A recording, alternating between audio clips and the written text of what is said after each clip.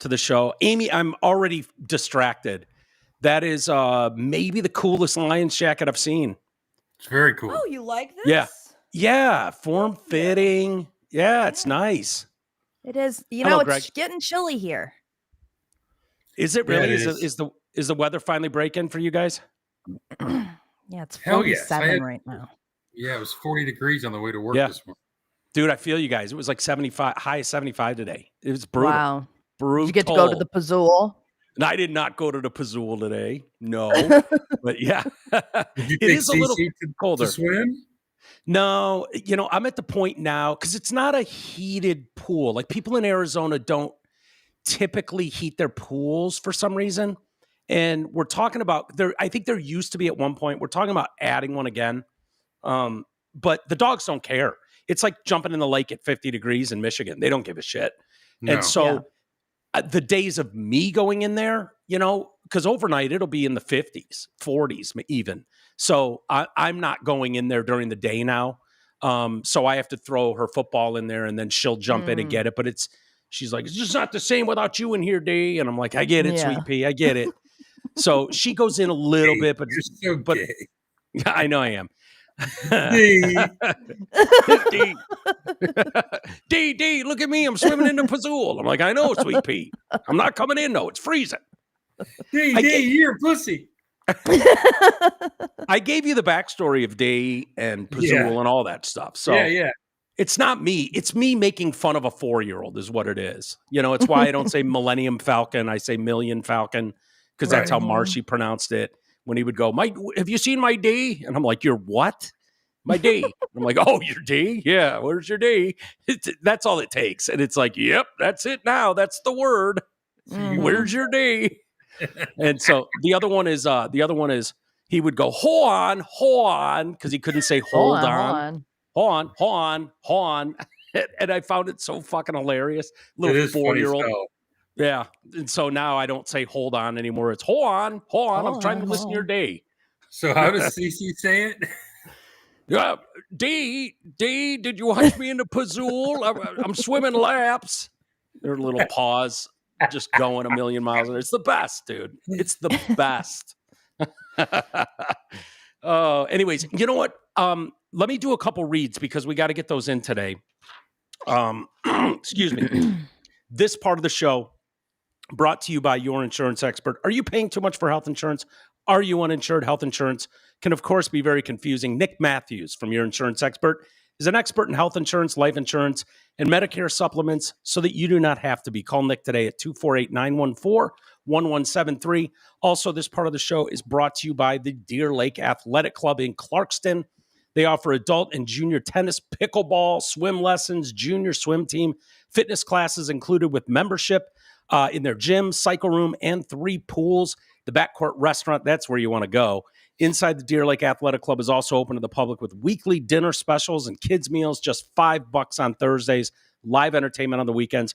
Book your holiday party before Thanksgiving in their banquet center to qualify for their banquet specials. You can also visit their website, deerlakeathletic.com, for more info, or call them today at 248-625-8686.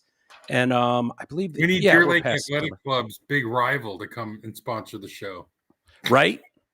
Yeah, that's what you need to do, Greg. You need to go find out.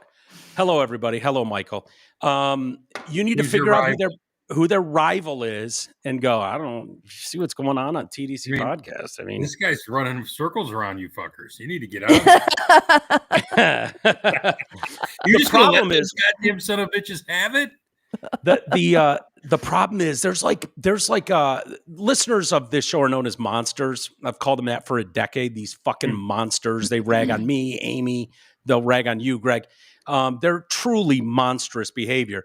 And so the monsters, some of them will go hang out there and they'll actually put the show up. They might be watching us right now at the bar, which is just terrifying, not knowing what's going to come out of any one of our mouths at any moment. But they have it on there and they get shit-faced and watch us. So they do that quite frequently. So there's kind of a little community going on up there at times. So yeah, it's pretty cool. I'm going to get their if they start talking shit to me, I'm going to go get Antelope Lake fucking club. I'll show them Antelope Lake. But yeah, fuck Lizard Deer Lake, Lake, man. Gas I'm going to Antelope Lake. They have 4 Pazools. Don't go crying to your day. Yeah. Don't cry to your day. I don't want to. Hold on. No one wants to see your fucking crocodile tears, Deer Lake. We're hanging out at Antelope Lake. Right. And then Beaver Creek. Whatever it takes. See, guys, 3G's putting the pressure on now. Yeah. He's opening the doors. Yep. I'm going to call your competitor and say, these fucking guys are talking shit about you on our show. Well, get on it, Greg. Get on it. Okay. We got a lot to get to today. I'm going to introduce you guys to someone. I mentioned her yesterday, social media presence that is right after my heart. Amy wants to bring and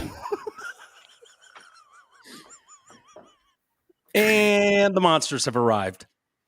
Doesn't work with me, pal. Yeah, Greg's been in this. You've been in this space too long. It ain't gonna work with 3G. Yeah, and Michael will just get the nuts dropped on his head if I have to. And Amy too. Do you want to introduce me to what you wanted to introduce me to, Ames, right out of the gate, or do you want to start with the Louvre? We kind of ended the show yesterday, and you wanted to talk about the break-in at the Louvre. Is that in Paris? Yes, I believe the Louvre is in Paris. Yeah. No, it's in Johannesburg. Is it? Yeah. No, I don't think so. I thought it was crazy, kind of. Well, it's a real life diamond heist, Mike. Yeah. And I just want to know who's behind it, because clearly somebody commissioned this, and it was literally like you said yesterday, an Ocean's 11 movie in real life. And I just envisioned them planning this for. I mean, the Louvre is not, the museum up the street. The Louvre is like a big deal. Isn't a big deal hanging in there? Yeah. Well, they said. But I mean, people throw paint and shit on stuff at the Louvre all the time, I feel like. So maybe security is not great. These fucking guys pulled up in one of those trucks with a big bucket lift on the back. And they lifted it up to like the 4th floor. Then just quickly cut through the glass, did a smash and grab like you would at Zales. That is crazy. And then started running out, jumped on motorcycles, and took off. There's video of it. It's insane. Yeah, I didn't even see the video. I heard about it. And didn't they leave one of the... I didn't know if it was like mopeds, or if it was like motorbikes. But they left one... parts you get at the grocery store. Well, around there, it wouldn't surprise me if they were just little Vespas zipping through and around the parts, Little Honda Sprees just cooking along.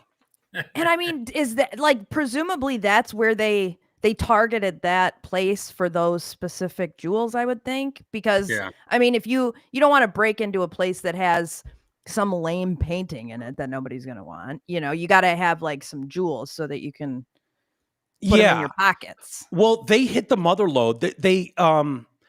So crime experts are talking. I was reading this story out of the New York Times.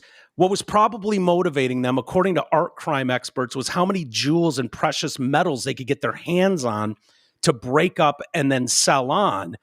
The tiara they stole once belonged to Queen Hortense, for instance, contained 24 Ceylon sapphires, 1,083 diamonds that could potentially be offloaded individually for jewelers to reset in new items undetected.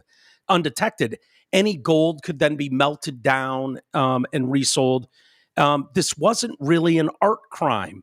Sunday's heist is the highest profile example yet of the trend in museum robberies purely for gems or precious metals.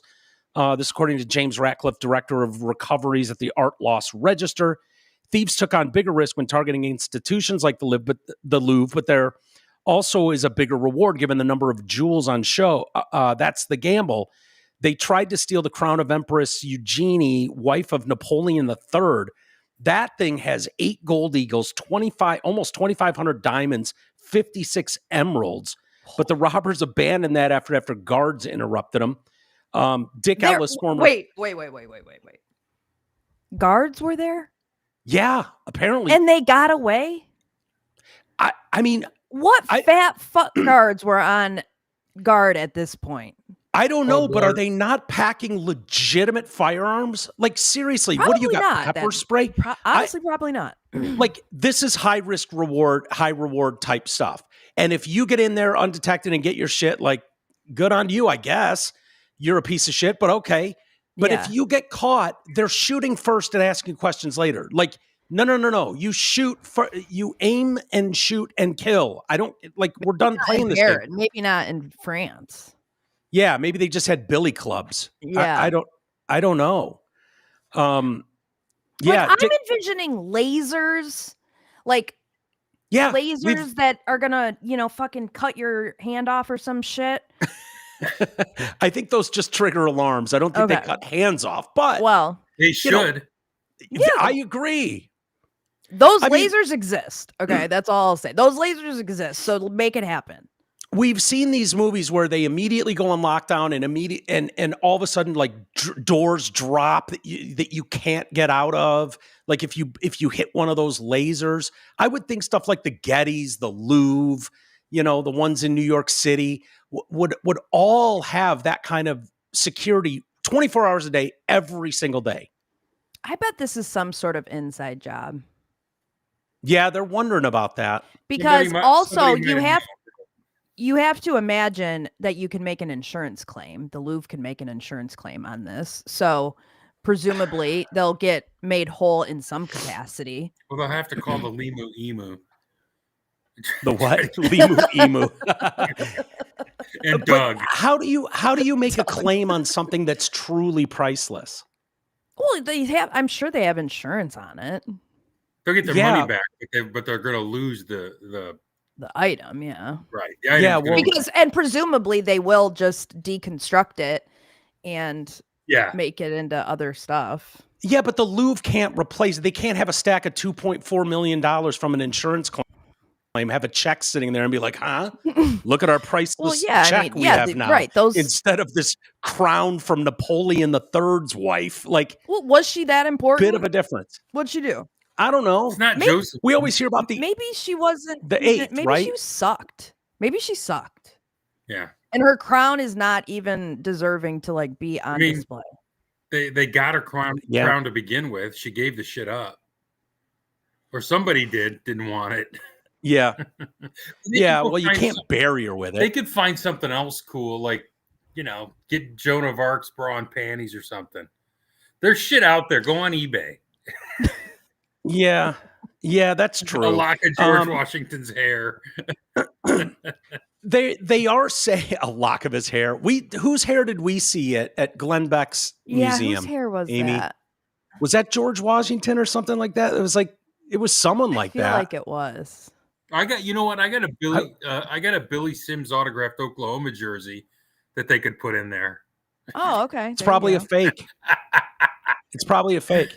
I have an original Motley Crue Too Fast for Love leather records version 1. They might like that. I mean, put it right where the fucking crown was. Dude, if they wanted to put it on display on loan from me at the Louvre, I was sent for my birthday by Fanatics. I think on accident, I received 2 mini helmet autographed Jared Goff mini helmets. Helmets? Yeah, so they could have one of those. I got my mini helmet. Yeah, is it autographed by Jared Goff? No. Well, the Louvre's going to want mine before they want that. Yeah, really. Piece of shit. Would you give it up though? How much are they going to pay me for it? I mean, it's just on loan. I don't know, what's that worth? $30? You could probably get $30 at least $100 for it. if they win the Super Bowl. Yeah, well, hopefully they win the Super Bowl. These have been going on for a while. According to this article, in Germany, thieves stole a giant gold coin worth several million euros from the Bode Museum. They rolled that out in a wheelbarrow. 2 years later, members of the notorious Berlin crime family broke into the Green Vault rooms of the Royal Palace Museum in Dresden and stole more than 100 million euros worth of jewels. That's about $116 million. In 2022, thieves stole a cache of 483 ancient gold coins worth about 1.7 million from a museum in Germany. And then Britain's been hit with these robberies in the 2010s. 2019, when hooded robbers smashed their way into the Blenheim Palace, Winston Churchill's birthplace, and stole a fully functioning 18-karat gold toilet. Several men were convicted of the theft, but they've never found the toilet. I'm like, anyone check Mar-a-Lago? Mike, I was literally going to say it's probably in the White House. I mean, how many people out there are like, I need one.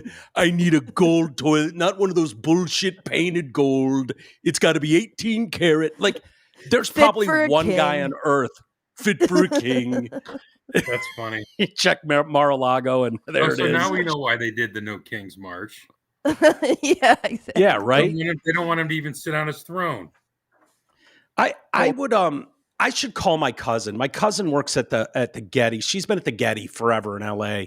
And she's kind of high up there, and ask her, because I know the lengths they go to, like they're their own.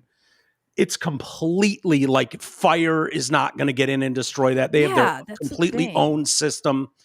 I should get in touch with her and ask my cousin Julie about just the extent they go to at those big museums to protect their stuff. And it's like, how does the Louvre drop the ball on a couple assholes in mopeds and a fucking lift smashed? Yeah, they just cut the fucking window and like they can steal jewels. Like, how is that even possible?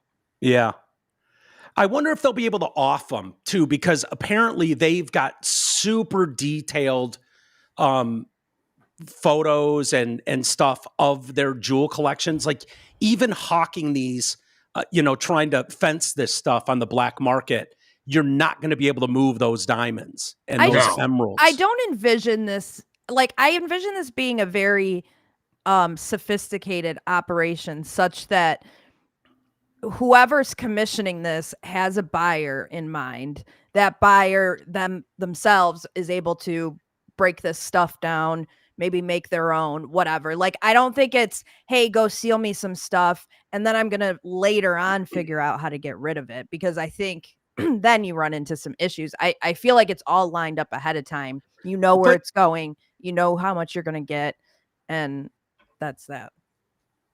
Yeah, I would sort of agree, but isn't the point, like, if you've got that kind of money that you're commissioning an attack like that, high risk stuff like that, like someone that wealthy could just go buy 2,000 diamonds and 54 emeralds if it was all about melting it down and breaking it apart. Like, isn't the value, but I mean, they're probably only paying these dorks that on the mopeds a couple $100,000, what, 50 grand or something. Yeah, here. And then it's not any risk to these people if they get caught. Unless they talk. Yeah. And they go, it was rich guy Bill, lives up the hill. He commissioned us to do it. He was giving us 50 grand. Yeah. You know, I think the value, wouldn't you agree that the value is in this bitch's crown? Like having it together, taking all the jewels off it. It's like, well, go buy a bunch of rubies and emeralds and sapphires and diamonds. If you're worth that kind of money and power, like having that crown maybe you're not to display. Worth that kind of money. You don't have that kind of money. I would think you would. How could you not if you're commissioned? Unless it's like, hey, we're going to do this as a team, steal this thing, and then we'll just sell it and split the profits afterwards, I suppose. It's probably some kind of group who thinks, they have insurance. Who does this hurt? Let's just do it. And, Yeah. I'm picturing the trade where a guy in a trench coat walks up and goes, hey, you need a crown? Yeah. Right. Like, yeah. He's opening his jacket. Like the watch guy in New York City. And I got a Mona Lisa. I got a Mona Lisa.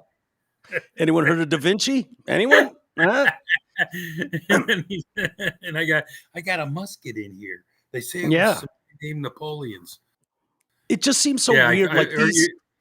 These absolute one-of-a-kind pieces, like you can never display it. You can never display it in your house. You can never post pictures of it and get bragging rights. Like, right. You know what I mean? It's not like, oh, I stole Amy's autographed golf helmet. It's like, well, there's probably 100,000 of those out there.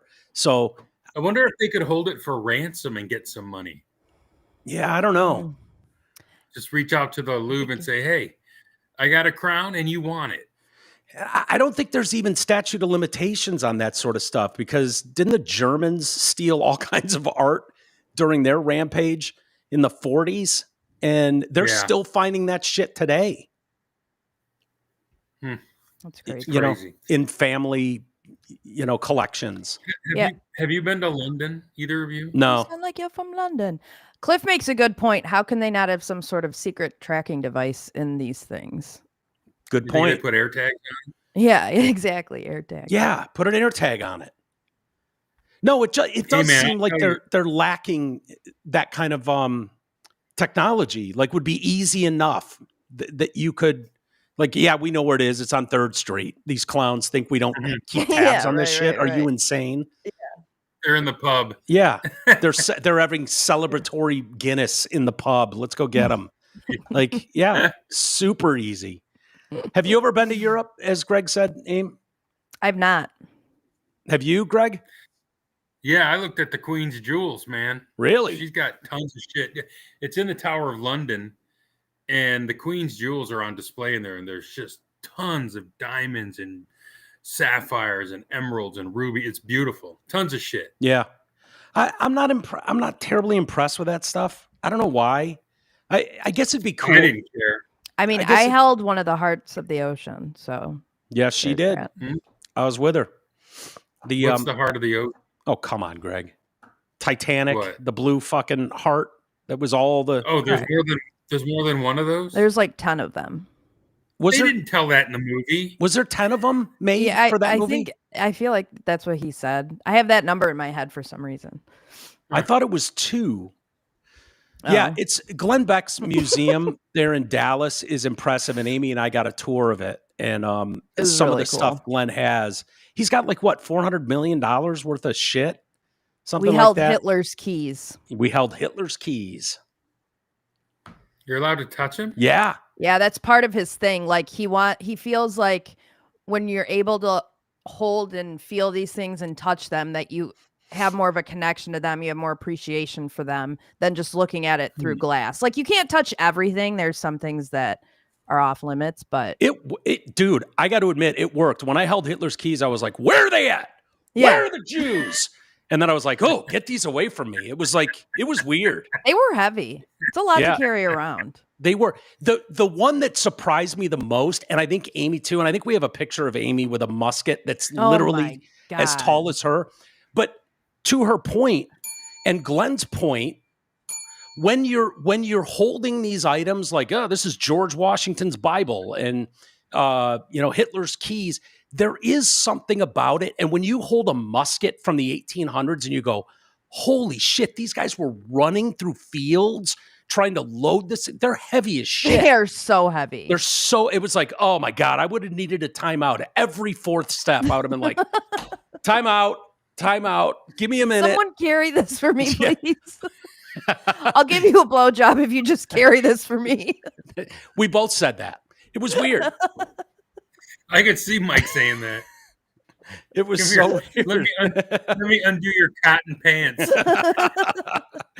But actually, they had the trousers in the back, didn't they? Yeah. The buttons in the back of the cartoons. Mike's giving him a reach around. Yeah, but it did though, dude. If that would have just been hanging on a wall, it would have been like, I would have thought like, oh yeah, I could run around with that. No problem. You hold that piece of lumber in that tree in your hand and it's like, oh yeah, it's crazy. You should pull those pictures back up. We should show Greg what you look like with a musket in your hand. Oh, Dave, you can't carry this. Little help. Hold on. Everybody hold on. D cannot run with a musket in his hand. D. Oh my God. D's struggling. Hold on. Dave's got to kill a red coat. I don't even know what era it was from. I want to say it was the 1800s, but like Civil War, but I can't. Are you trying to find the pictures, Aim? Well, no, Mike, I'm not. Oh, okay. Well, you're looking down. I thought you were. I was going to give you a moment if that's what you were doing. If not, I won't worry about it. Well, I thought maybe I had them right here, but I don't. Do you want to meet the world's most annoying person on the internet? Is it Kelly Stafford? No, it's just worse. No. I want you to know that you're going to despise this human being. All right, let's set the ground rules first, because I remember the country as a whole believed like Omarosa Manigault Stallworth was the most annoying person in the world for a couple of years, for real. And when you watched her on whatever that was, Big Brother, or whatever that stupid show was, like, we all agreed at the time, like, yeah, I mean, yeah, that's the most annoying person in the world. There was a certain way you felt when you watched her even speak to people. Yeah. Like, is it that level of annoying? I mean, that's going to be hard. I just want you to know that you're going to hate her. Okay. A lot. But I'd have to give you some context and background. Okay. I've learned recently that in the true crime community, quote unquote, which is gay, there's a lot of drama, a lot of infighting amongst people in the true crime community. Okay. So this woman that I'm going to introduce you to, her name is Lauren, I think, and she has a channel called Hidden True Crime. She's got over 300,000 subscribers. She's got a decently big channel. Okay. Yeah. And she covers a lot of the popular cases. Koberger, Lori Vallow, the one who like killed her kids and fled to Hawaii. So she covers cases. Okay. So what you said that there's a lot of infighting. Is it just about guilt or innocence that they're mostly fighting? Oh, no, Mike. It has nothing to do with that. It had everything to do with just like chick drama. Okay. Yeah. So this woman, she has this channel. She's got over 300,000 subscribers, and she's got some friends that she's met at these trials, like these avid trial watchers, and they go to these different trials, which is also kind of weird if you ask me. But they have a falling out. Okay. Her and this girl, they have a falling out. And this girl, who nobody knows, she creates a TikTok, and she's got like 300 followers. And she doesn't mention this Lauren chick by name, but she just kind of starts off by saying like, yeah, I was kind of bamboozled by this chick, and I might put her on blast. You know, I haven't fully, like, I might put her on blast because she's super fake, and I think you guys need to know like who she is. And I've got receipts and blah, blah, blah. So this chick, this Lauren chick, freaks the fuck out when she threatens to like release screenshots of messages. Okay. And so she runs to the police and she says, this woman is stalking me. And she gets a temporary restraining order on her without any court, like, and they granted it. Yeah. Just temporarily. And then you have one for like more permanent. And then you hear from the other side. So she gets this temporary stalking order against this chick who has like 300 followers. Okay. And I looked at her TikTok. She's not doing anything threatening. She doesn't even mention her name at all. So, but I think this Lauren chick was panicking, like, oh fuck, she's gonna expose me, you know? And so she gets this order. They all go to Crime Con, which is as gay as it sounds. It's like Comic-Con, but for true crime people. It's in Denver. Okay. And her ex-friend had bought tickets like a year ago. She spent over $1,000 to go to Crime Con. This Lauren chick, she shows up there waving her restraining order around like this woman cannot be here. And the cops come and kick her out. Okay. So this is like this big drama thing at Crime Con. And someone who works at the Law and Crime Network sees it all. And they learn about this restraining order. And so last week there was supposed to be the hearing where both parties present their evidence to determine like, hey, should this be permanent restraining order, or are you just bitching and whining because people are posting about you on the internet? What a waste of time. Holy shit. Mike, you're going to women. Yes. Okay. Women. Yeah. So yeah. True crime gets Law and Crime gets wind of this, and they file a thing to have a pool camera in the courtroom because it's like, hey, this public figure is going through this thing and we're going to be in there because it's of interest. So this crazy bitch finds out. Now, keep in mind, her whole entire channel is covering true crime. Her whole entire channel is covering the devastation of other people. That is what her whole life is dedicated to. She decides, since Law and Crime decided that they were going to stream this, I'm canceling the hearing and I'm taking back my power and I'm going to tell my story. And she proceeds to do a 9-hour live stream. I already don't like her. Just prepare yourself. I have 3 clips that you have to listen to. Okay. Because I think you and I feel the same about when people invoke the children. Like, nothing drives me crazier than that. Because this has nothing to do with your kids. Stop invoking. It's like, that's everyone's defense of like, oh, my children are in danger. It's the victim mentality that drives me nuts. That we're all supposed to panic that you're, oh my God, you poor victim. Yeah. Oh, your poor children. Whoa. Yes. That whole industry which is what it is now. So now drives me insane. This story that was going out to 300 people max on this woman's TikTok. This chick now does a 9-hour live stream for her 321,000 followers. Okay. I can't stay silent anymore. Yes, I can't stay silent anymore. I'm being stalked, bullied, and fear for my safety. She looks like Saw, by the way. Yeah, she does kind of look like Saw. I was thinking she kind of looked cute for a minute, but I see more Saw. Her face doesn't move. So, yeah. Okay, ready? Hey, everyone. Ugh. I've never been... I'm going to more nervous like 1.25 speed because alive in my entire life, and I've done a lot of lives or a show in my entire life, and this is not a live or a show that I ever wanted to do or ever thought I would have to do. And this has been ongoing for months, what I have been dealing with. This is not drama. Okay. True crime doesn't get involved in drama at all. We stay very clear from that, and those of you that know us know that.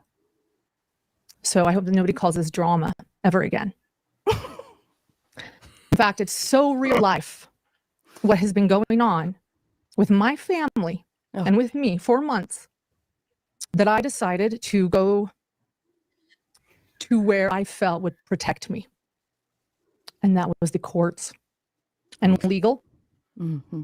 And I filed a civil stalking injunction because what was happening to me and my family met Utah's civil stalking injunction code. The stalker was in Utah.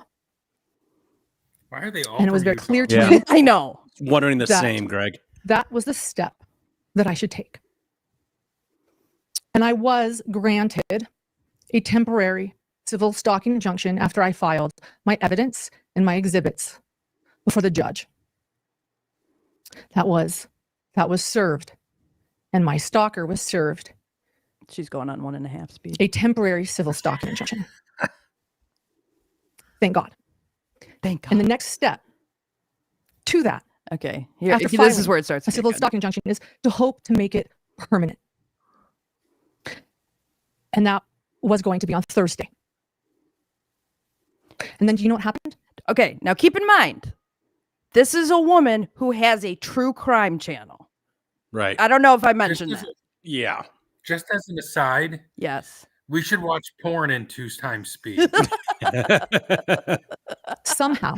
You could get in twice as much. Decided to let Law and Crime know about my civil stalking injunction. Okay. And Law and Crime decided that they deserved to have cameras in the courtroom. What?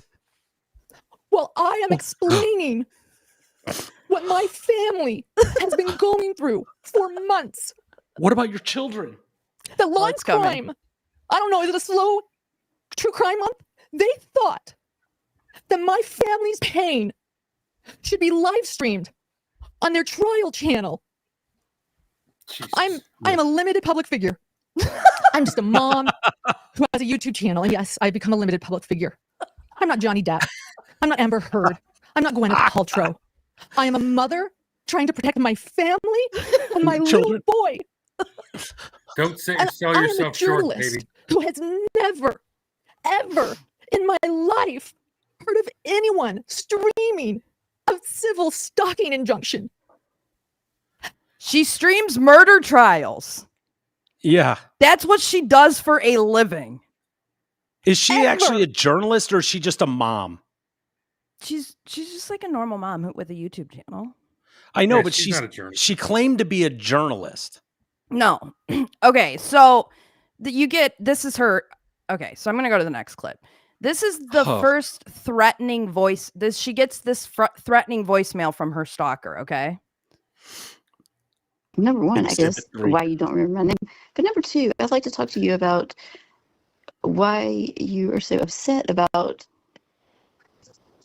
texts that you have sent to me in group chats about other people who I'm sure you don't. I'm sure it's hard to admit that you have said those things about those people. But I want to clear it up with you. So I would appreciate if you would call me back. No, not trying to be threatening or anything. I would truly like to clarify maybe where I'm missing something. So if you would please give me a call back, I would appreciate it. My name is Liz, L-I-Z. In case you don't remember, Liz, L-I-Z. Don't want to. That was the voicemail. Yeah, I changed my opinion. That was about as gruesome a death threat as I've ever heard. And this is why. It's from Liz, L-I-Z. From Liz, yeah. And this is why she's about to say that it's threatening. At this moment, I'm having a panic attack about text messages being released. I'm worried about a friend whose feelings I've hurt. I'm worried about the potential of what this means. Thank you. I'm not trying to be exactly that. It's threatening. And I am worried. What? Yeah, I felt it too. Okay, now this is where it gets really crazy. You are gonna. This is fucking. This is, this Pomoster is part of the problem too. Not trying to be threatening, like you're affirming this bullshit. Yeah. Not trying to be threatening equals I'm threatening. Like what? What? Why I know. Can no one stand up and go, sweetheart, just take a Midol and call it a day? Yes. Like, what are you talking about? Someone called you and asked you politely to call back? Spell the name for you too. Right. Seriously? Okay. Now, God, I've gotten nastier phone calls from credit collectors. That's what I'm saying. Yeah, right. Okay, now she's about to talk about her dead brother, and it fucking goes off the rails. New page that was actually confirmed by Lindsay when she took the stand that this was created about me because she just didn't want it all on her art page, so they decided to is her telling her friends that I wanted to use my brother's sperm with an egg donor so that I or a surrogate could carry his baby. Before you play this, she is referring to my brother that died in March. Gross, but boy. Buckle up, Buttercup. This acting. My brother was in an accident. I loved him so much. My heart is broken. Why are you carrying his sperm around? I was like his mother. He was born when I was 7 years old, and I loved him so much. And I didn't have to be covering these trials, these Daybell trials. My brother needed me, but I went because I wanted justice for the Daybell victims, and I cared. She's saying that her brother got into an accident, was in a coma, and needed her. But because the trial she was covering was happening, and it was so important for the victims of this family she didn't know, for her to be there to get justice, she was not with her brother in a coma. Right. Okay. But she loved him. So who jerked him off for the semen? Yeah, where did the sperm come from? Yeah, it's coming. He had been in an accident just the week before.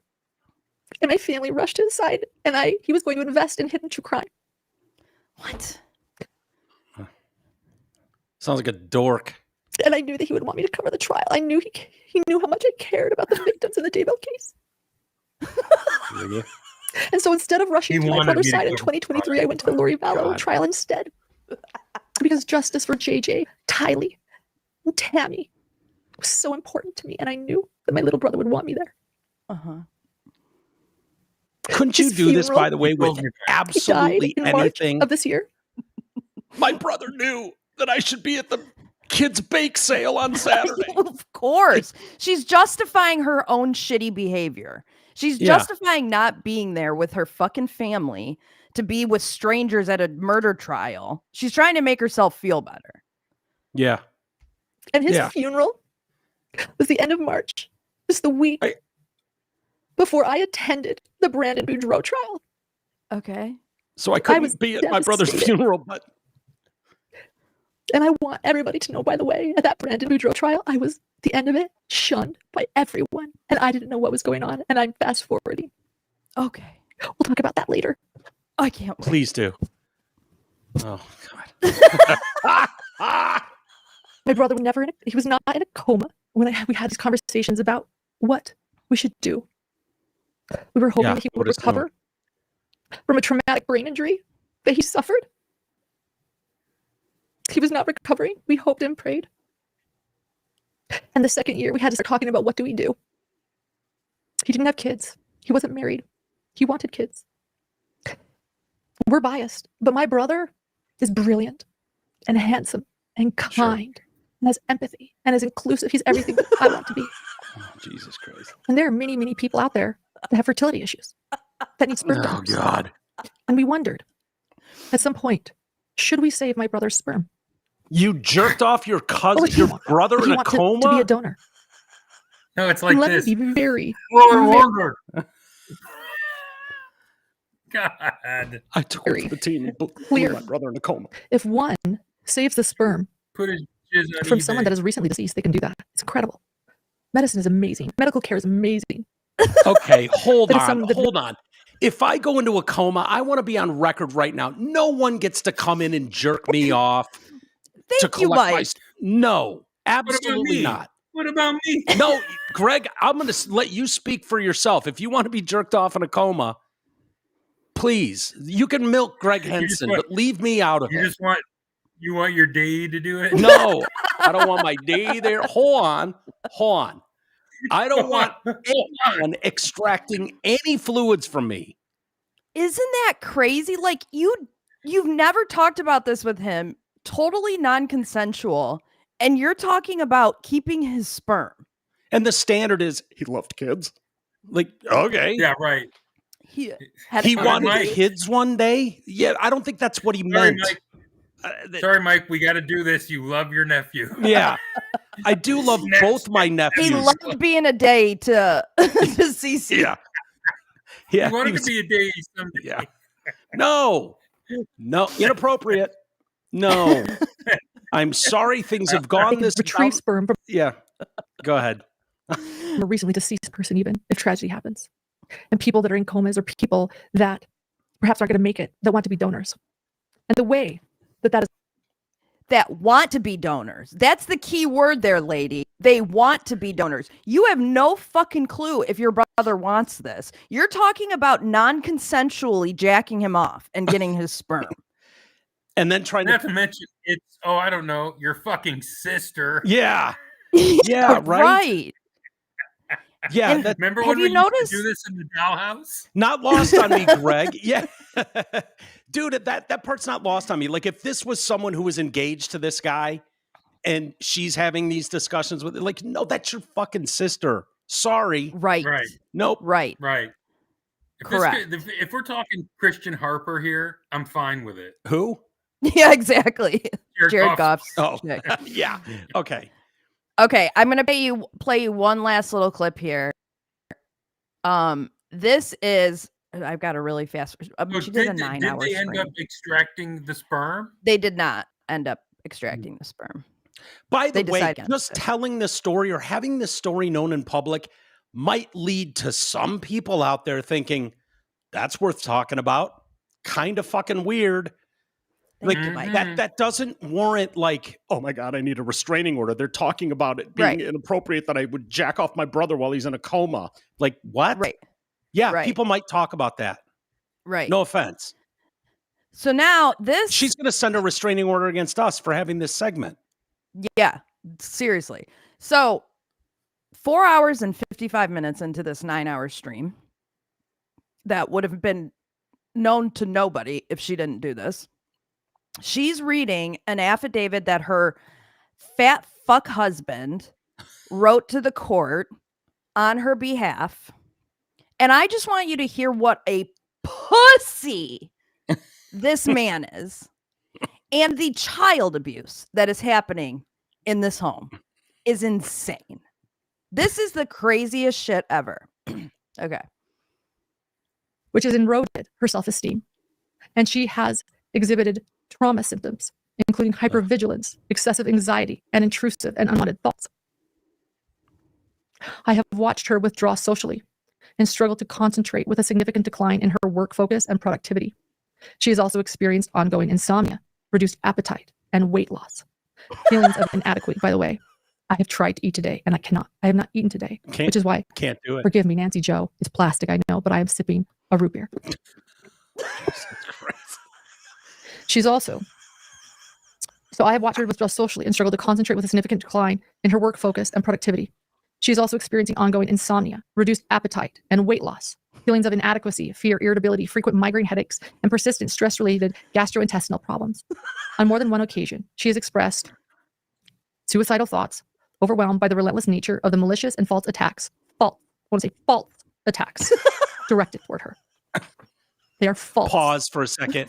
Greg, as a man, does this sound like a letter written by any man you've ever met in your life? No. Does this sound like maybe she forced this poor guy to write this in her words? Or she just wrote it. Yeah. It's true. I I'll mean, show you a picture of no. him and then you'll believe The it. day I will never forget is July 7th, Yes. 2025. At approximately 5 o'clock in the morning, I woke up to Lauren rocking in our bed in visible distress. She was holding her With a legs tightly vibrator. against her chest in the fetal position as she rocked back and forth on the bed. She was experiencing a severe panic attack, and she told me that she did not want to live. That moment was devastating for me as her husband, and deeply alarming as a clinician who understands the seriousness of such statements. Never once in the 10 years that I have known Lauren has she ever expressed or considered such suicidal thoughts. I was devastated and concerned by this extreme change in her behavior. Our The way she keeps 8-year-old looking at the son- camera is wild. Yeah. This is what the For media dramatic wanted, effect. Oh, this is where it... right? That's why you guys wanted to film the So the stalking media injunction wanted hearing. this. She says, this is what the media wanted. Bitch, you are drawing more attention to this than it would have ever gotten on any channel. Well, in fairness, Amy, she's only talking about it for 9 straight hours. So Right. I don't know that she's dying to get attention for it.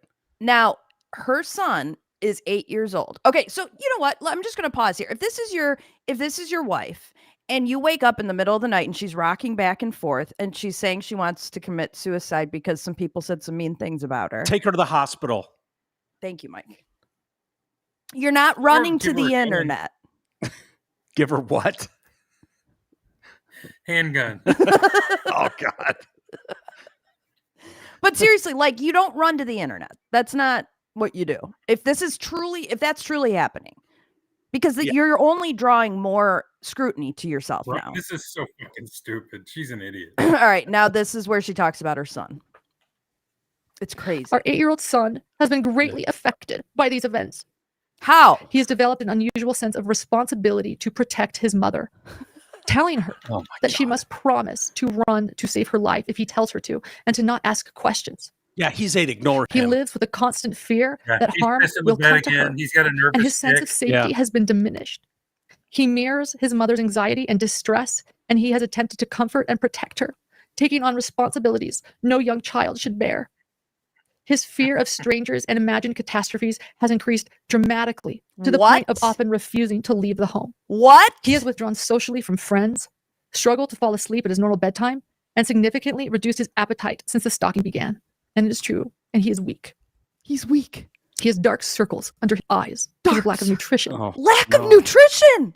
You guys. Feed the fucking kid. Thank you. Like, Is she admitting to child abuse right here? You are Sounds like so fucking devastated that you can't parent your child who is now mirroring your symptoms, won't eat and won't sleep, and has raccoon eyes.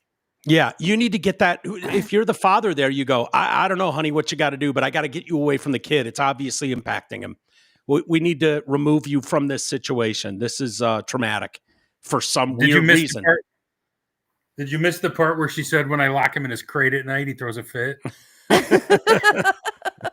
But she is like the most batshit crazy. I when she said this about her kid, I was just like, the fact that your kid fucking knows about this is insane. Yeah, that's true. It's insane. I see it more and more though with people having conversations in front of kids that it's like probably not a smart conversation to be having in front of a fucking toddler right now, but okay, here we are. Yeah. I don't understand it. It's so foreign to me. My parents just didn't behave like that. I didn't have many friends. There was always the one, I had one friend and it was like, his mom's fucking yelling at the wall again. Yeah. And it was just kind of, we all knew. Right. Like, she's a yeller. Yeah. But for the most part, I just don't remember this. This social, like this internet thing that everybody with a $20 microphone and internet connection is a fucking needs to be heard by the world team now is just insane to me. When you think of how 9 she started, hours, Amy, to the point of this whole 9 thing, hours. 9 fucking hour broadcast. You're dragging and she started it off by saying Law and Crime wanted to broadcast this. And so instead of them doing that, when maybe 1,000 people might have watched it, I'm going to stream this for 9 hours to my 300,000 plus followers. I'm going to welcome more scrutiny. And then get this, at some point after this 9 hour stream, she posts, like, if you want an update to see how she's doing today. I don't. Go to her Patreon. Oh, okay. There you go. I knew it was either going to be her Patreon or her OnlyFans. I couldn't figure out which. Yeah. Yeah. Doesn't she suck? Yeah. She sucks. She does. Pretty much. 9 hours of that is insane. It's the classic victim mentality for everything. We're seeing it for everyone. These people that keep affirming their victimhood is driving me nuts. Yeah. Like zero accountability. How did I handle this that brought whatever this distress on me is? Like, I just don't. It sucks. It sucks. It's only going to get worse. If you've watched, they're on certain datelines and Netflix documentaries on different cases, this couple has been in them. So they might look familiar to you, but I'm going to show you. When you said you didn't think a husband would do that. Let me just show What does he do? Oh, Jesus.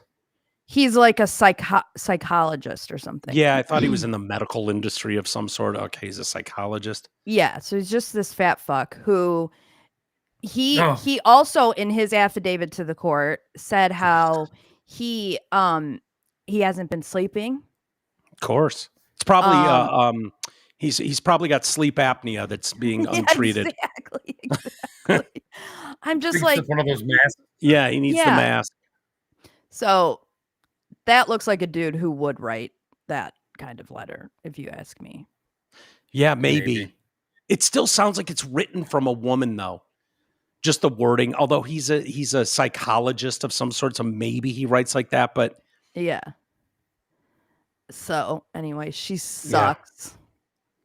By the way, if your kids are feeling like that, if your 8-year-old is involved in this to that kind of level, you're fucking up as a parent.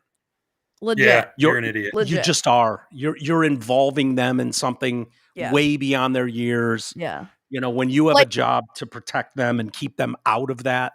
Like Turtle Boy, when he was talking about, he went to jail for 60 days. And his kids didn't know. They just thought that he was traveling for work.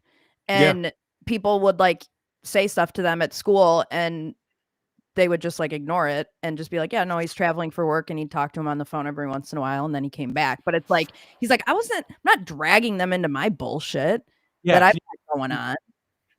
The idea of sitting them down and sobbing, telling them what's going on to you and how you've been wronged, and days going away for 60 days. Like, dude, what are you doing? This crazy bitch I fucked on the side screwed me over, and now I'm going to jail for 60 days. Yeah. Here's how Dave's been wronged, and the system's after him. Like, pouring that onto a fucking tiger. Like, what are you doing? Yeah. Dave's just trying to get it tugged on by some hooker. Yeah. Exactly. And now I'm getting raped viciously in prison for 60 days. You hear what I'm saying, little man? Good luck at soccer practice today. He was kept in protective custody. He was in medical. Oh. From the sisters? Yeah. He wasn't getting beat up by ladyboys like what's his face. Dude. Do you know who the sisters are? Who? Yeah, the sisters are what movie is from that Shawshank. Oh, was it Shawshank? I'm thinking of but the sisters kept banging Andy Dufresne every The Longest night. Yard. I feel like the Longest Yard had some sisters too. What, banging that was inmates? Morgan Freeman. He would say, I'd like to say that Andy got away from the sisters that night. Yep. I love that movie. You mentioned Luigi Mangione, and now it's coming out that he was attacked by a bunch of trannies, ladyboys. Oh, ladyboys? Yeah, ladyboys in Bangkok. By the way, is there any reason for an American to go to Thailand besides other than ladyboys, children, and ladyboys? Like, isn't that their main export?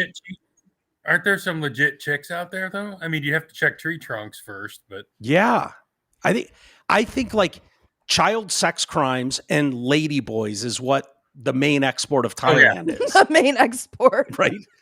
Like, isn't that what their main GDP is in that country? Is based on that? Well, they participate in the Olympics in that sport. Yeah. Right.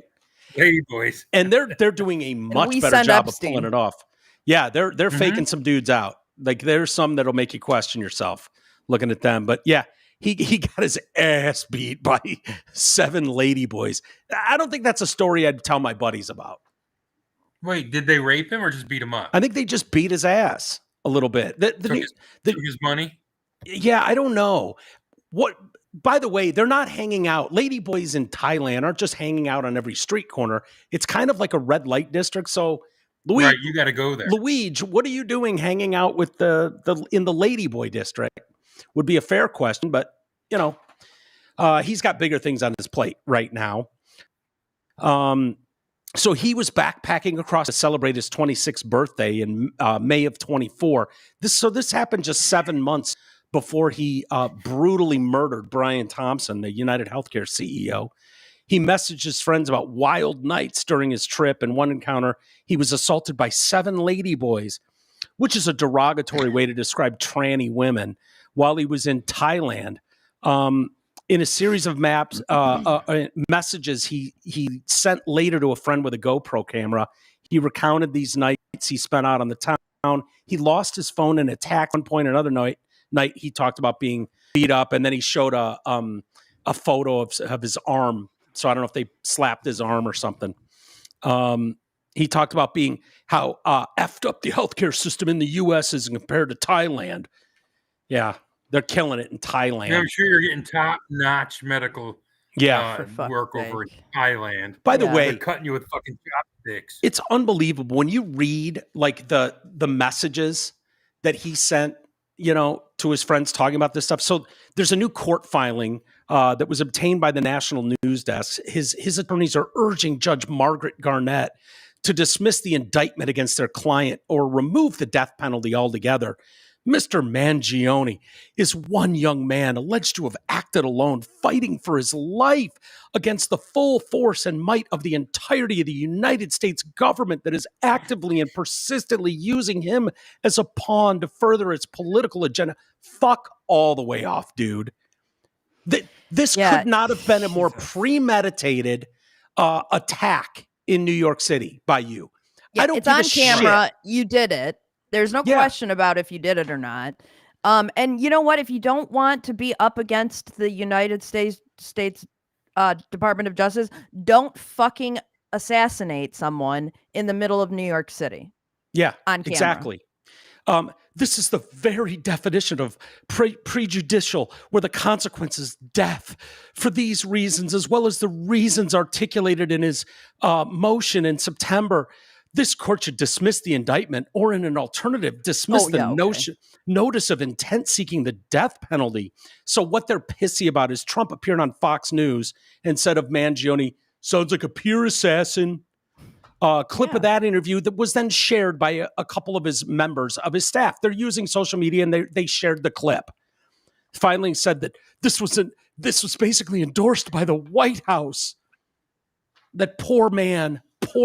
Yeah. Oh, you mean the guy who was almost assassinated made a comment about an assassin? Wow, Yeah. that's crazy. Yeah. So let's Or like when Obama said Trayvon Martin would look like my son. Right. Or Right. when he came out and said that Michael Brown was a travesty, or George Floyd. Yeah, and Fuck off. Obama was saying something like George Floyd, or no, Biden, he hopes the jury makes the right decision or something like that. Right. Like, okay, stop. Yep. How about when they were all spreading bullshit that Kyle Rittenhouse gunned down unarmed black kids? Right. Yeah, right. A lot of people still believe that. Correct. Still. Correct. So I was going through his messages that he sent. And so if you're wondering about Mangione, like, oh, it's up for debate. He said, and it's hard to read because he's got gay little handwriting. That said, I finally feel confident about what I will do. The details are finally coming together, and I don't feel any doubt about whether it's right/justified. I'm glad in a way that I've allowed me to learn more about. So his words are kind of not visible here, but allowed me to learn more about UHC, United Healthcare. Mm-hmm. So he knew exactly what he was doing. Let's see. I'm feeling foggy, so I can't write the speed and clarity and confidence, those ideas. The target is insurance. And then this part. The problem with most revolutionary acts is that the message is lost on normies, just dumb shits like us. Yeah. Hate normies. It's lost on, for example, and so he's going to give you some examples. Ted K, I'm assuming he means Ted Kaczynski, makes some good points on the future of humanity. But to make his point, he indiscriminately mail bombs innocents. Normies categorize him as an insane serial killer. Focus on the act and dismiss his ideas. And most importantly, by committing indiscriminate atrocities, he became a monster, which makes his ideas those of a monster underlined. No matter how true, he crossed the line from revolutionary anarchist to terrorist, the worst thing a person can be. So he'd thought all through that, wrote it down, and then gave him time to study the target, which was the healthcare industry. And if you remember, send these to anybody, or these were just in his gay ass journal manifesto? I think these were in his gay ass journal manifesto. The other thing that really pissed me off about that is he didn't have any brilliant ideas about how to fix it. No. In fact, he claimed he had no idea how to fix the healthcare industry. Right. So he just doesn't like it. He doesn't like it. And he's one of the richest, most entitled. Remember, he comes from a wealthy family. He was, when he got attacked and got his ass beat by a bunch of ladyboys in Thailand, that trip, he flew to Japan. He went somewhere else in Asia, then flew back to Thailand, flew somewhere else. So he was on a backpacking trip for his 26th birthday, flying around the globe, coming up with this, like, fuck this guy. Yeah. Sorry, dude. No. And I guarantee he's had the best access to healthcare that anybody has. Yeah. And I don't think any of us want to live in a world where if you're really mad about something, you just decide to murder CEOs. Yeah. And guess what? They just got a new CEO. And guess what? They're my healthcare provider and my insurance provider. And I still pay premiums to them. And they're still open and they're still doing business. So you did literally nothing. And by all accounts, it sounds like Brian Thompson, the CEO of United Healthcare, from what I've read and from what people in that company on the board and stuff have said publicly, it sounds like he was one that was also concerned about the healthcare industry, the insurance industry, and was trying to come up with ways to actually do things differently. Yeah. And he was like a self-made dude, it sounds like, too. Like he wasn't hand-fed everything like fucking Luigi Mangione was. Right. So it's just infuriating that. So who knows what the new CEO at United Healthcare is like? Maybe he's twice as bad as the CEO that was in there. And that is not to say that you're getting strong defense right now from anyone here about the insurance companies. We all are irritated and can be driven nuts by the way insurance companies operate. But it sounds like Brian Thompson was a young guy, young CEO, young father, and was concerned about this stuff himself. So who knows where that would have gone. I'm glad Luigi Mangione, he is hot now with a six-pack. I'm glad he made the decision for all of us about how we're going to deal with this. Fuck him. Yep. Seriously. Moving on to other things. Did you hear about that? He didn't send that letter to anybody. I feel like maybe I just asked you that. I don't remember. I don't know if this was, because I know they found a bunch of shit on him when they found him. This is from his journal, his that they found, because it's got dates 8/15, 8/10/22. They're all dated. Oh, he was journaling? He was journaling, yes, as he was backpacking around. Okay. He was doing his journaling. Did you hear about the? Yes. It sounds like the mass shooting that was prevented at Atlanta's airport. When today? I think it was yesterday. Yesterday. I don't know if he was streaming live on Facebook or if he called somebody, but somehow someone in his inner circle got word that he was driving to the airport and was planning to shoot it up. And so the family member, finally, someone did the right thing, called the police, and they were like, "Hey, this dude is about to go do something really bad. Just wanted to let you know." Yeah, he told the family. And so they showed up at the airport. He pulled up, parked his car right at unloading, which is a big no-no. They're gonna fucking tow your car in 3 seconds. But he parks his car there, goes inside. He's walking around, and then they confront him, and they're like, "Why are you here?" And then they realize it's him. They take him down. Of course, he starts screaming like a little bitch. And then they go in his car, and there's an AR-15 in there with 27 rounds. Really? Did he not take the gun in? He didn't take it in at first. It sounds like he wanted to scout it out. God. Sounds like he didn't want to do it. Yeah, maybe. He pushed out. Yeah, could be. Speaking of lady boys, the stats are becoming clearer and clearer by the day, and it's going to lead to my new favorite person on the internet. I wanted to play you guys a couple videos before we wrap up today. Young Americans identifying as trans or non-binary is in free fall as experts pinpoint what's behind the shift. From men competing in women's sports to fights over pronouns, America has spent the past decade consumed by tranny debates, but the frenzy may finally be fading. New analysis reveals the number of young people identifying as trans or non-binary has plunged. The findings suggest the rate among 18 to 22-year-olds has almost halved from 6% in 22 to about 3% last year. The number of young adults identifying as non-binary has gone from 5% to 2%. Even for Professor Jean Twenge, a San Diego State University psychologist who has spent decades researching gender identity trends, the results were jarring. I was surprised just because in previous trends, trans identity had steadily been increasing. It was a surprising turnaround. Not really, Jen. Not really. I don't believe it was ever fucking real. You should know that if you've been studying it. You should be able to see. It's always been a fad. Totally. Yeah. And it's going to continue to nosedive, Gene. I don't mean to get ahead of your research, but heads up.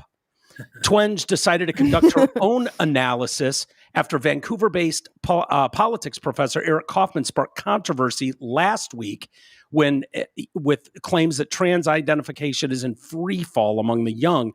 His post drew flack from critics who noted that The figures reflected only non-binary respondents. They also called into question how the data was weighed to reflect the broader population beyond sample size. He used numbers from the FIRE group, Foundation for Individual Rights and Expression, which polled all these people from 2016 to 2025 who were not identifying as either male or female. The problem, as I knew from looking at the data weights, was that they produced erratic results.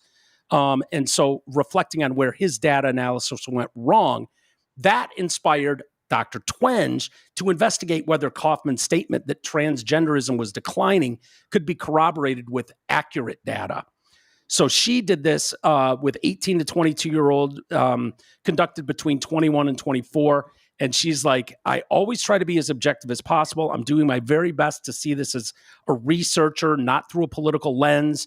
On Substack, where she shared her Dallas data analysis, she wrote, yeah, turns out identifying as transgender really is in free fall among young in the U.S., and so is identifying as non-binary. In other words, Kaufman was right with what some consider the wrong data, but still right.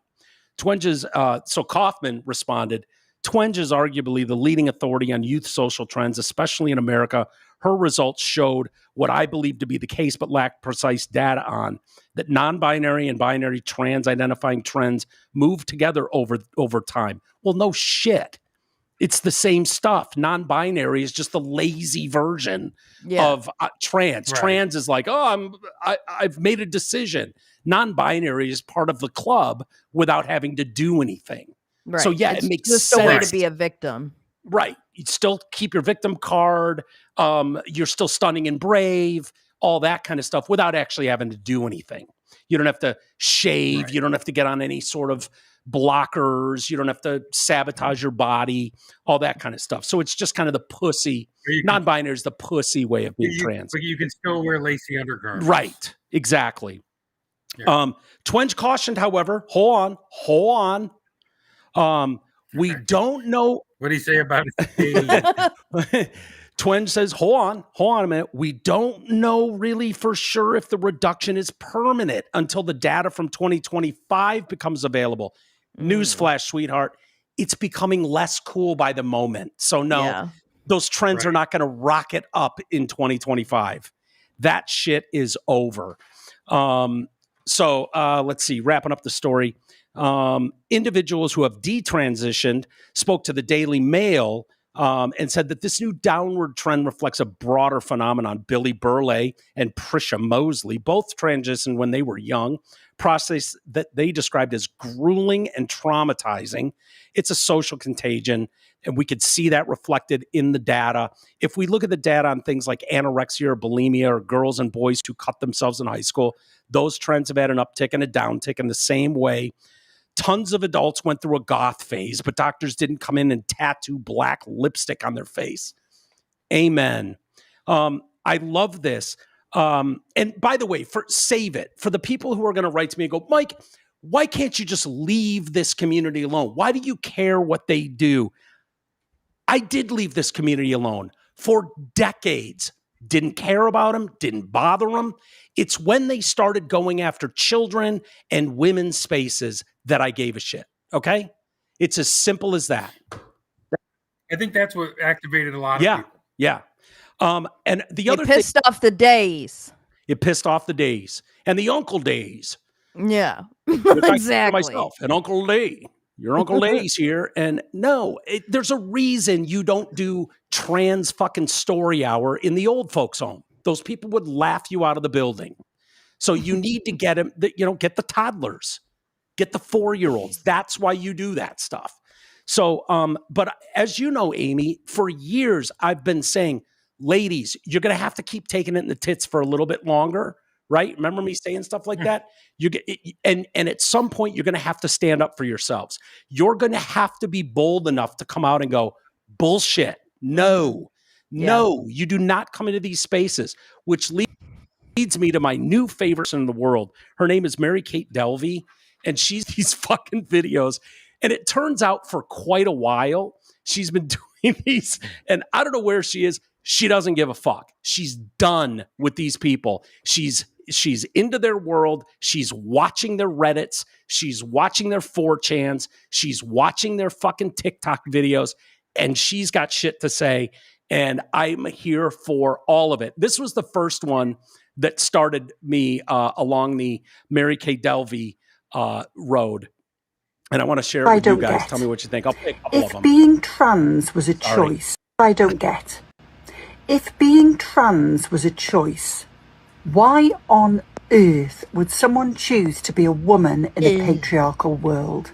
Because it's a fucking fetish, Janet! Because it gets their dick hard! That's what cross-dressing has always been about for these men. They're not some poor, vulnerable people oppressed because they're women born into men's bodies. They're men with fetishes! They talk constantly about their euphoria boners. I get aroused when I have gender euphoria. Is that weird? Today I got a boner in the women's restroom. You can go to my pinned post and watch 2.5 hours of this shit. You can go to any of their forums and listen to the things that they say to each other when they think that dumbasses like you aren't listening. I just can't understand why a man would pretend to be a woman. Because he's a porn-addicted degenerate, Janet. This is not a civil rights movement. This is a perverts' rights movement. At best, these are men who see women as a fetish costume and not as human beings. And at worst, they're men who get off on our discomfort when they invade our spaces, watch us undress, threatening to rape lesbians if they won't suck their girl dicks. You are crusading for perverts. I need to go get a coffee or something. She couldn't be more spot on, in my opinion. And she started... I love her voice. I know. It's perfect. It's a fucking fetish, Janet. And she's doing these where she's posting videos of trans people and their meltdowns and making comments on them. And I'm here for all of it. Again, it's Mary Kate Delvey. She's on all the socials, and you'll love all these. If you find this story interesting, if you find this stuff fascinating, this social contagion we're dealing with, this chick is, and this is what I've been waiting for a decade, is brave women to stand up and go, no, I'm not playing along with your fucking game anymore. Okay, I genuinely have to talk about this. I'm a little angry right now. We're angry today. I didn't even work today. I just went to the fucking Burger King. No kings. And I can't go one day without getting misgendered down. And, like, I understand my voice is still, like, in hella deep.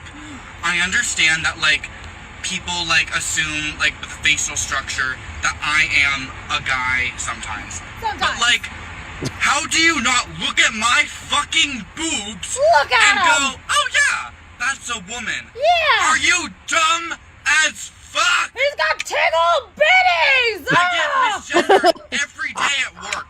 The other day at work, oh, my God. There was this, like, woman that came up to me and was like, oh, can you ask that gentleman, that handsome gentleman over there, like, what he, where that thing is in whatever aisle?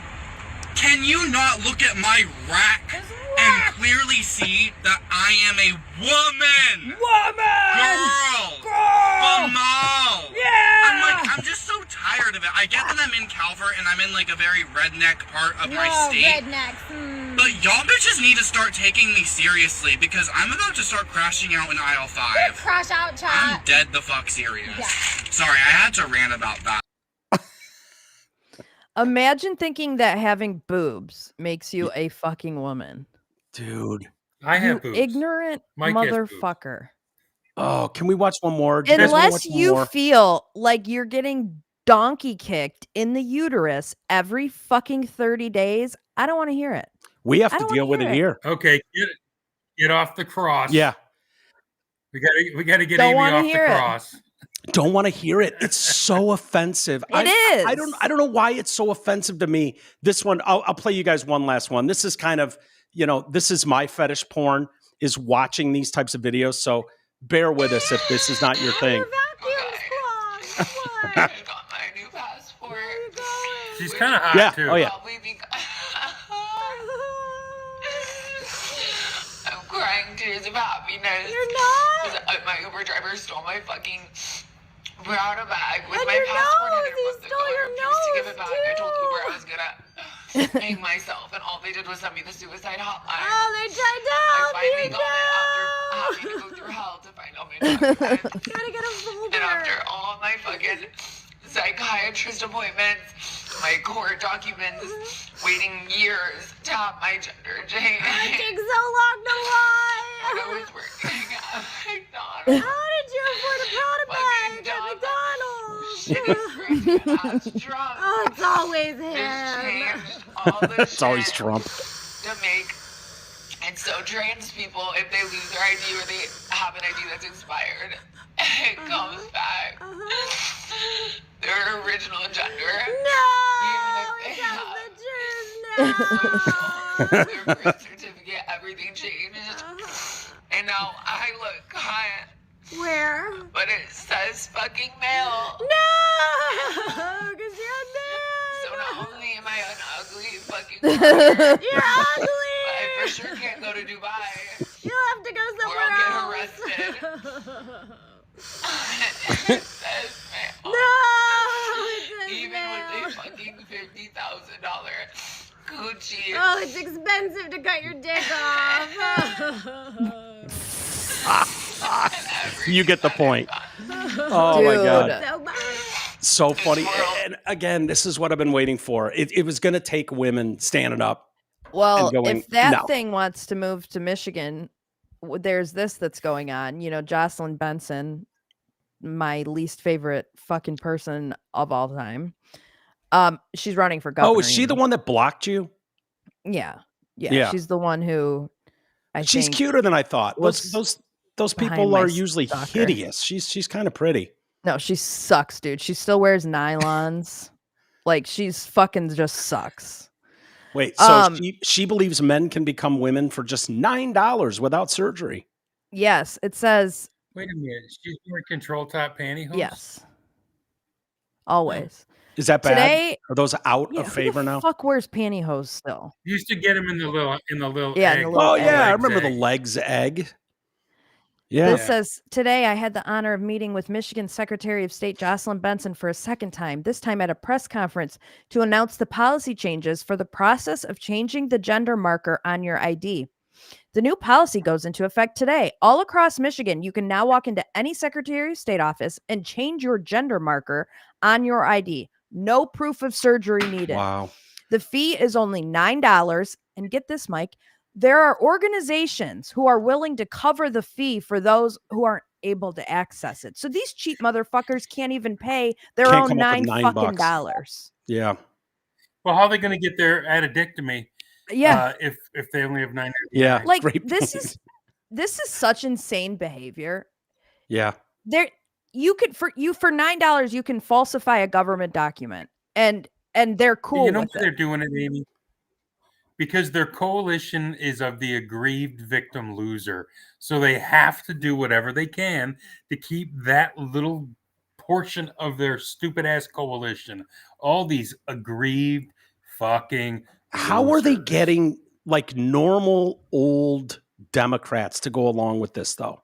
Because they need both. They need 100% of the victim market, and they need like but they're getting the them all- 60s hippies. because they back every victim thing. It's the trannies, it's the gays, everyone who's a victim, it's the healthcare people, it's old people. Everybody who doesn't pull their own weight Yeah. is a Democrat because they're victims. Teachers are victims. They don't make enough money and they're doing God's work. You know, every aggrieved clown is in their coalition and they pander to them. I wouldn't be wasting my time on this small trans community. I mean, it's 0.01% of the population, but man, they go out of their way for these And you guys. know what? If you're smart, like my ID is expired, I got to go get a new one. I might just say that I'm male and I'm automatically part of a minority group. I'm protected across the board. Yeah. Why Yeah. not? New Why the fuck laws not? to protect you. Hate crimes affect you Hate differently. crimes. Yeah. Now, like anything happens to me, it's a hate crime because I remember. Hold on. We can't lose Amy. We're not doing that. Dude, here's the fact. I would still bang Amy if she said she was a guy. I'm just going on record right now. No offense, Ames. I make no other yeah, but changes. even I have to then- show no proof of surgery or anything. No. I can go in there when I Yeah. renew my license and say, I want it to say male. I might try it and see what they say. Dude, I encouraged, like legit encouraged some people I knew that had young sons. Like, hey, next week he turned 16. He's getting his driver's license. I was like, tell him he's a girl. Tell them he's a girl because the insurance rates for girls are a lot cheaper than for boys because of accident There you go, rates. So you might, why not? If they're going to be that fucking dumb and not understand and just be like, yeah, men can be women and vice versa, then lean into it, play their fucking game with them and go get much cheaper insurance rates for your daughter. But the first night your quote unquote son gets pulled over by a cop who says, for a blowy, I'll let you off. That's not good. Yeah. I'm just talking about for the insurance rates. I'm not talking about your one-on-one interactions with the police. How you handle that is your business. Right. But when the cop says, well, Miss Walters, for just a low price of a blowjob, you're out of this. Yeah. Maybe you can. Next thing you know, Mike's face first into a bag of Yeah, right. By the way, speaking of dorks, did you guys see Jeff Daniels pop into MSNBC? Yeah, and cry about Trump's meme. Let me guess, he trashed Trump. Shocking. No, he brought his axe with him. And, do I not have it? Oh, shit, I thought I had it. Dude, maybe you can find it, Amy. Oh, no, there it is. There it is. It's there. Look at this fucking guy. We interviewed Joan Baez for the Best People podcast. We asked her what was different about the movement. Joan Baez. We remember Joan Baez and her fucking her songs in the 60s, protest songs. Well, we need our new Joan Baez. Let's reach out to fucking 70-year-old Jeff Daniels, multi-gazillionaire actor. About the movements in the 60s. And she said, well, lots of things, but one of them, we had each other and we had the music. On Saturday, 7 million Americans found each other at the No Kings protest. And today, thanks to Jeff Daniels, 7 million that you cannot prove was 7 million. It sounds like there was 100,000 in all of New York, maybe 10 or 8,000 in Washington, D.C. and other major cities. We don't really know. And it didn't accomplish. Yeah, even if there was 7 million, cool. There's way fucking more of us. So fuck off with your 7 million. Who cares? And the reports are out. The inconvenient truth about the No Kings protests that swept the nation. All old white people. Yeah. All old white people. In from nursing. Yeah. They didn't get any of the aggrieved groups they wanted. It's pathetic. We've got the music. Oh, finally, we're back. This is a song I wrote called Crazy World, which is how I cope. Okay, let's hear it. I've seen a young girl smiling. God, I hate it. It's something he just said. I watched him fall into her pretty green eyes. His cheeks turn Valentine red. Ugh. I've seen an old man walking. Look at her face. With his wife by his side. Is she swooning? Yes. I watched him reach down, take her hand. Does it remind you of Dylan, Greg? If I didn't cry. Exactly. I see really looking at her. This crazy like world's gone crazy. Yeah. Who am I to judge? 100%. Again, drama students wanting to perform. That's all I see here. The drama kid's going to show off what mad skills he's got as he croons for a fucking MSNBC crowd. Wow. It's nice to know in a world full of hate, there's someone out there still making love. Who's hating? I don't hate him. Yeah, I do. I hate him right now. Well, he's a dick.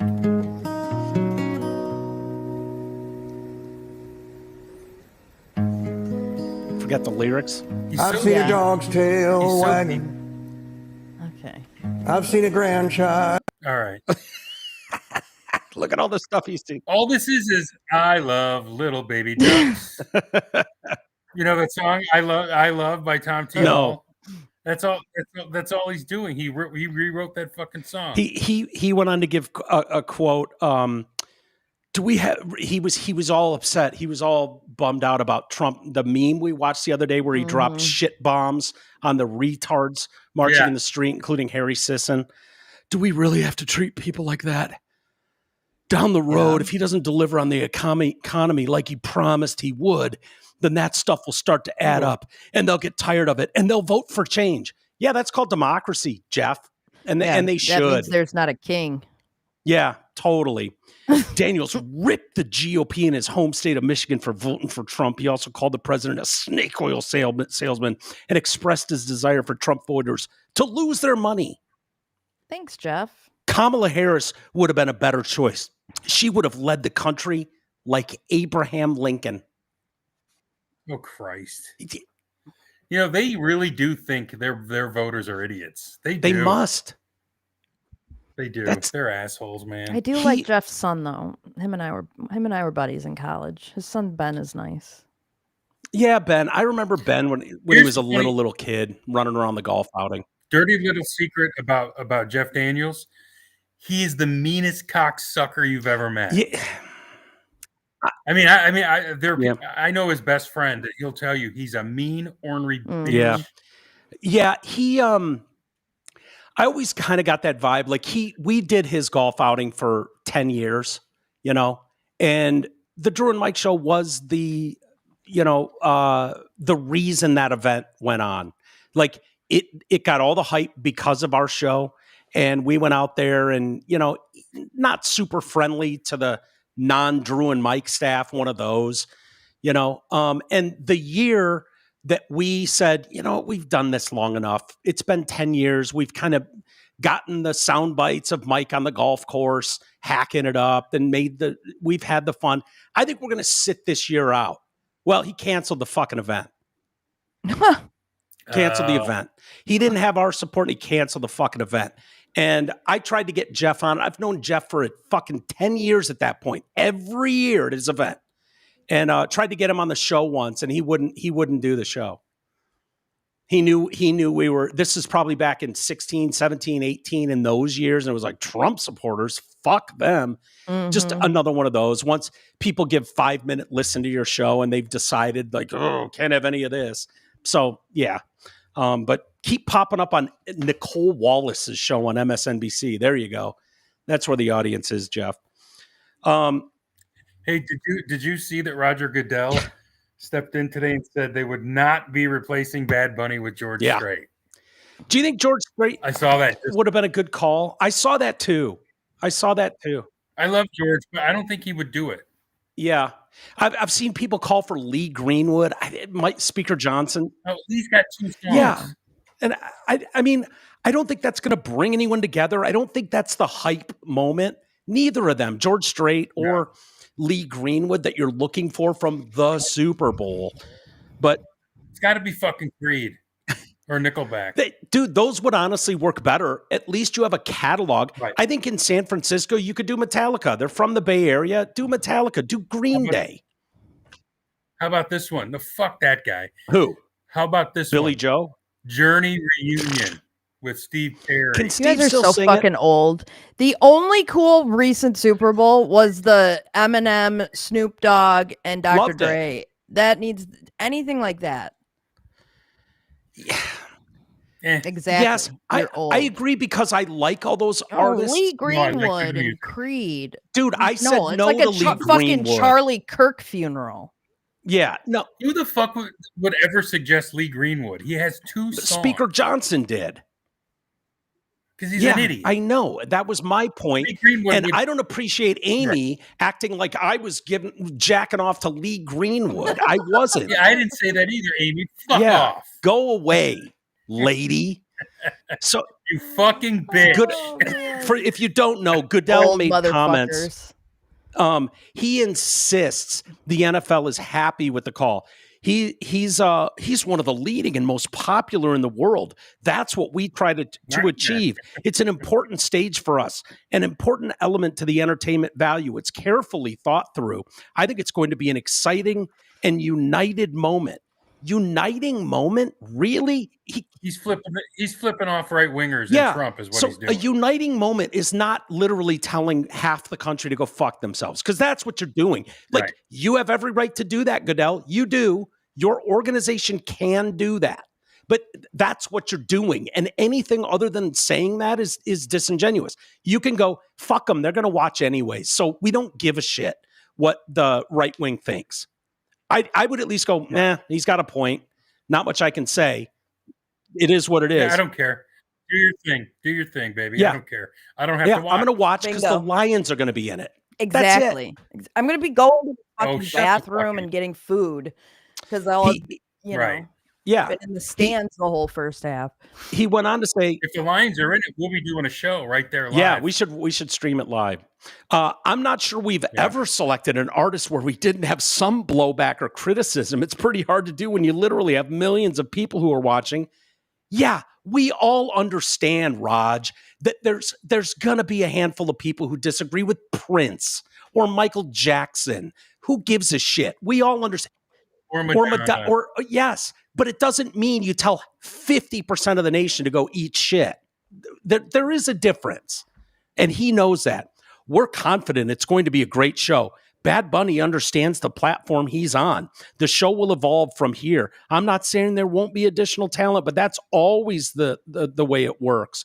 Blah, blah, blah. Wait, this guy doesn't sing in English, though, does he? No. Yeah. Then I don't care. I don't understand what he's saying. I like lyrics. Yeah. Do you? Is he going to sing "Livin' La Vida Loca"? Is that the kind of song he does? Yeah, probably. But even "Livin' La Vida Loca," you could go, okay, it was a massive hit in America, and is in English. The chorus is in Spanish. Yeah, except that one line. Do you think there's something less nefarious about this? She makes you take your clothes off. Sounds like a gay German. He sort of does. Do you guys think, and this is an honest question, it drives me nuts that we play games in fucking Germany and Mexico and trying to make this a global brand. Like, it is what it is. Them doing that and flying these guys and making them sit in some fucking city in Europe for 2 weeks is dumb to me. I hate it. Do you think they're trying to appeal? Like, yeah, we already have the American audience, so we don't care. Bad Bunny sells hundreds of millions of streams, billions of streams. We want that audience to see our product, and we're willing to sacrifice the American audience for it.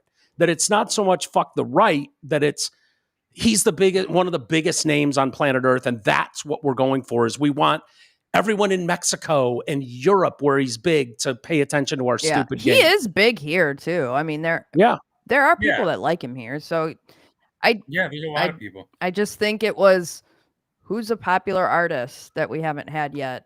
Oh, we're trying to grow our Spanish speaking market. Cool. Let's have him. Like, I don't think it was this big calculated thing to like piss off the Republicans.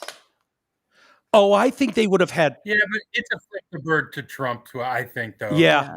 Because of the immigration raids and shit like that. Kind of. But they've been like, I mean, but this is like all these teams had Charlie Kirk fucking memorials on their scoreboards. Not all of them. Okay, there were like 3 that didn't. But I'm just saying, like, right. things are kind of, I don't know, turning a little bit.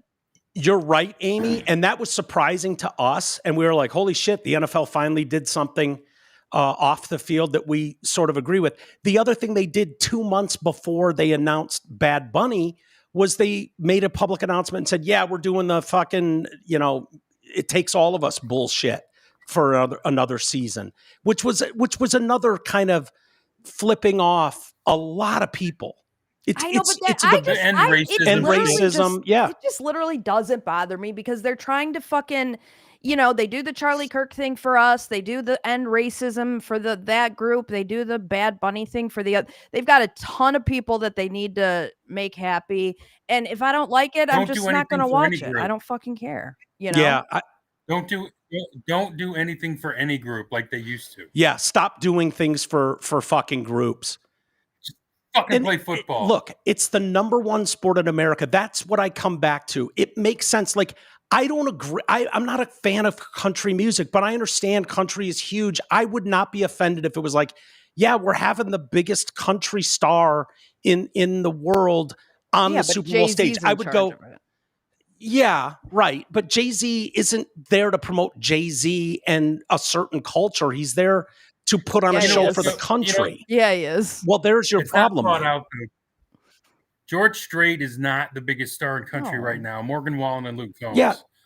George is the king, but he's not the I biggest wouldn't watch star George Strait. I would treat the halftime show exactly as I would treat the Bad Bunny halftime show if it were George Strait. I would fucking leave the room and I'd go get some food. Shut your fucking whore mouth. So whatever.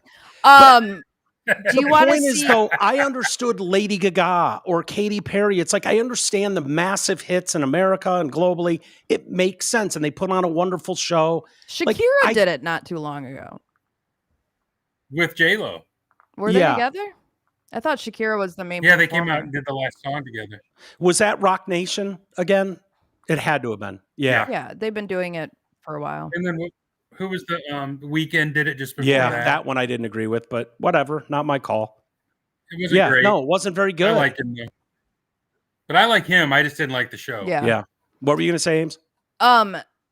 So Candace Owens is like taking the week off, but she did a book club thing, and there's this minute 20-second clip I want to show you. She's fucking insane. She's literally insane. Yeah. It's crazy. There's something going on there. There's some sort of disconnect, I feel like. I don't know. Maybe we'll never find out, but take a breather and really process everything that happened with Charlie and what it kind of means in terms of where we are. And I think it is a circumstance where we just know. We just know that he was truly betrayed in one of the most egregious ways that I think I've ever seen. It has made me lose faith in politics. It has made me fully lose faith in Trump. What? And my heart aches for the fact that he gave so much of his life to Trump and to politics. And they just were like, nope, that is it. And it serves us or it doesn't serve us, and we want to move on. And so here's a holiday. Bro, if they try to give me a holiday, what is with them giving people a holiday after they kill them? Why is that a thing? You know what I mean? Like, oh, Martin Luther King, what about this holiday? What about this boulevard? Anyways, let me knock it off. Like, they're going to give Charlie Kirk a boulevard. They already did. They did in Israel. They gave him freaking boulevard. It's like, as soon as they give you a boulevard and a holiday, they definitely killed you. Okay, there's no question. They killed you. There's no way. That's like their signature thing. It's like that's what they do. It's the Fed signature. It's how they sign off after they murder you. They're like holiday and a boulevard. And it's never on a nice side of town either. Like Charlie Kirk Boulevard is not going to be a nice side of town. Yeah. Okay. So she's accusing Trump and Israel and the government of killing Charlie Kirk. Yeah. And when you go down the conspiracy rabbit hole, it's hard. Like, as you all know, I've said for many years, obviously most sane people agree the moon is fake. I don't know who put it there, but someone did. When you start going down and seeing that sort of stuff for yourself, it's hard to not see other ones too. And so I feel like she's going down the conspiracy rabbit hole, you know, and she's not going down it. She lives down there. She lives down there. So yeah, it's wild. What do you think, Greg? Are you insane. a fan of Candace? I used to be till she went nuts. And it's gotten to the point now, When even if Erica Kirk sent her like a cease and desist to stop doing it, Erica would be complicit in the cover up of trying to silence Candace, because Candace is the only one that wants justice for Charlie. Right. Yeah. I don't know. The Erica Kirk thing still seems off to me. I know you love her, Ames, but I don't know. Yeah, I'm just not like a huge fan of like judging how someone handles becoming a widow in their 30s. Yeah. And very publicly. In that high profile way. Yeah. Yeah. I hear you. And I purposely not saying I mean, much. she can't, I get she it, wouldn't but- be able to do anything right. If she was completely silent or out there, everyone judges what she looks like, what her lashes are like. There's no tears. She's wearing too much makeup. I can't believe she did her hair. Like, she can't do anything right. And so, you know. Well, I haven't said anything about that. I don't. Yeah, I agree with you. And people are going to do that anytime it's a public figure. You're going to get that shit going on. I don't know. I just think it all, like 2 weeks later, here's our new CEO. Like all of that seemed a bit mistimed, but I mean, again, whatever. I think that they had a plan. Maybe. Like, they had a backup plan. He was a very successful man who was getting death threats all the time. He had kids and a wife. If you don't think he had a plan for if something were to go wrong, I mean, everybody does who has kids. Yeah. The children. Think about the children. Think about the children. About the kids. The kids. All right. Let's do a couple emails. We got to welcome Chad, new member. Thank you, Chad. We'll do a member show tomorrow. I don't know who's going to be there. Maybe all of us. Patreon.com/TDC Podcast. Chris writes, I thought the Meadowlands was in New Jersey. Players from the New York Football Giants and New York Jets might only have to pay New Jersey taxes. Correct. That is correct. Yeah. The NFL is the only sport. We were just talking about teams that play in New York. Yeah, I think I mentioned that why would you sign with the Giants or something when you could go to Miami as a free agent and not pay those taxes? And so much Chris's retarded. point. So yeah, I forgot that the Meadowlands is in Jersey. But you're still paying to live on Manhattan if you're a Giant. Yeah. Right. I mean, they tax. But you can't pump your own gas in Jersey. But what the difference is, in Jersey, it's like 9.7% taxes. It's a little over 10.8 or something in New York City. But there's also like a 4% work tax in New York City that those guys don't have to pay. So they save about 4% by playing those games, working technically in New Jersey versus New York. So there is a difference. And I think that's why Aaron Rodgers brought that mansion in Jersey. Right. Yeah, that would make sense. Did he ever sell that mansion in Green Bay? I'm sure he did. Probably the next quarterback. He was trying to sell it to Jordan Love, and Jordan Love was like, yeah, thanks, but no thanks. I'm going to pass on that. Yeah. And it's like, yeah, who's looking for a $20 million home in fucking Green Bay? It's that maybe fucking Rashawn Gary. Yeah. Is he making that kind of money that he can afford to? Oh. Yeah. Is he getting in them? Maybe what's his face there from Dallas? Parsons, Micah, maybe. James chimed in. James is always good for one a day. The hole has me rolling. He's sucking up to the hole now. Oh my God, the hole had me literally laughing out loud, making fun of you two geezers. She had more opportunity as you guys continued to reference guys that played before pads were invented.